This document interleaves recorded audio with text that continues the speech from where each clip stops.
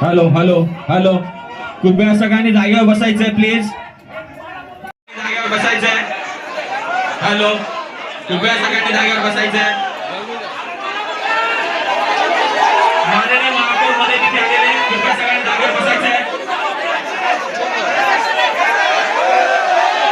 जागेवर बसायचंय, कृपया सगळ्यांनी जागेवर बसायचंय प्लीज. हॅलो, कृपया सगळ्यांनी जागेवर बसायचंय.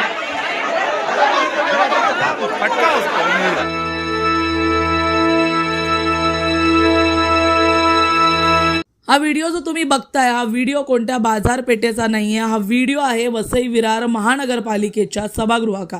एक प्रशासकीय सभागृह, एक प्रशासनाची जागा. आणि या ठिकाणी आपण पाहू शकतो की कशा प्रकारे दोन मोठे पक्ष आपसमध्ये भिडत आहेत. हे नेते आहेत बहुजन विकास आघाडीचे आणि हे नेते आहेत भाजपाचे. एका बाजूला एका व्हिडिओमध्ये आपण पाहू शकतो कशा प्रकारे भाजपच्या नगरसेवकांकडून, गटनेत्यांकडून अरेरावी केली जाते, तर दुसऱ्या बाजूला बहुजन विकास आघाडीचे नगरसेवक देखील तितक्याच ताकदीने अरेरावी करत त्यांना उत्तर प्रत्युत्तर करतात. भारतीय जनता पक्षाने महासभेच्या वेळेस काही मुद्दे मांडले आणि त्याचा बहुजन विकास आघाडीच्या नगरसेवकांना राग आला. तसंच ते मुद्दे काही पटले नाही. त्यांनी यांना घरी बसवलं, जनतेने आमदारांना घरी बसवलं आणि यावरूनच सगळा वाद सुरू झाला. भारतीय जनता पक्षाचं असं म्हणणं होतं की आमचाही पराभव झाला, आम्ही तो मान्य केलाय, परंतु कुठेतरी बहुजन विकास आघाडी हा पराभव मान्य करत नाहीये. आणि थेट जेव्हा सर्वेसर्वा इथं ठाकूरांवर विषय आला तेव्हा बहुजन विकास आघाडीचे नगरसेवक अगदी पेटले. त्याचवेळी भारतीय जनता पक्षाचे गटनेता, महानगरपालिकेचे गटनेता अशोक शेळके यांनी याचा विरोध केला, महापौरांकडे तक्रार केली. त्यावरच बहुजन विकास आघाडीच्या नगरसेवकांनी देखील यावर उत्तर प्रत्युत्तर केलं. या संपूर्ण वादविवादाचं रूपांतर अगदी धक्काबुक्की मारहाणीपर्यंत झालं. मोठमोठे नगरसेवक, संजू श्रीवास्तव, गाजलेली नावं, विरोधी पक्षनेता मनोज पाटील, त्यानंतर नगरसेवक अतुल साळुंके, निषाद चोरगे, प्रशांत राऊत, अशोक शेळके, इतकंच नाही तर महिला नगरसेवक पण मागे राहिल्या नाहीत. त्यांनी एकत्रित येऊन इतका आरडाओरडा केला की महासभेचं रूपांतर जंगी मैदानातच झालं. हे कोणतं छोटं मोठं सभागृह नाही आहे, ही महासभा आहे आणि समोर उपस्थित आहेत आयुक्त. आमदार राजन नाईक यांनी असं म्हटलं होतं की आम्ही एक चांगले विरोधक बनू, परंतु जेव्हापासून महासभा, सभा यांचे ठराव होतानाचे दिसून येतात, सततची आंदोलनं आणि विरोधाचा पाहायला मिळतोय.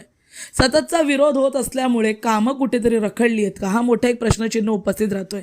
एका बाजूला तालुक्यामध्ये आमदार हे भाजपचे आहेत, त्यांची सत्ता आहे, तर दुसऱ्या बाजूला बहुजन विकास आघाडीची महानगरपालिकेवर सत्ता आहे आणि दोन्ही वेगवेगळ्या सत्ता असल्यामुळे मोठ्या प्रमाणात विरोध होताना दिसून येतोय. आमदारांनी म्हटल्याप्रमाणे खरंच योग्य त्या जागी विरोध केला जातोय का, हाच एक मोठा प्रश्नचिन्ह आता उपस्थित राहिलेला आहे.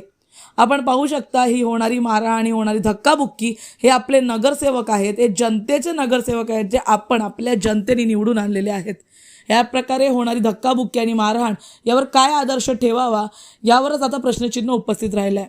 ज्या नगरसेवकांना मते बहुजन विकास आघाडीचे असू दे किंवा भाजपचे, जनतेने आपल्या प्रश्नांसाठी निवडून दिलंय, हे आपसी वादामध्ये इतके हरवलेत की ह्यांना अद्यापही विजय पराभव यावरच चर्चा करायची आहे आणि जनतेचे प्रश्न हे मागे सुटलेले आहेत.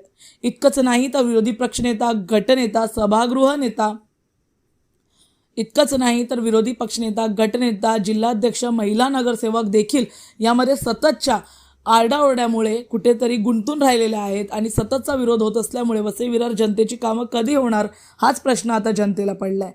त्यामुळे वसई विरारचे येणारे चित्र काय असेल यावर आता गांभीर्याने विचार करण्याची गरज आता प्रशासनाला आहे.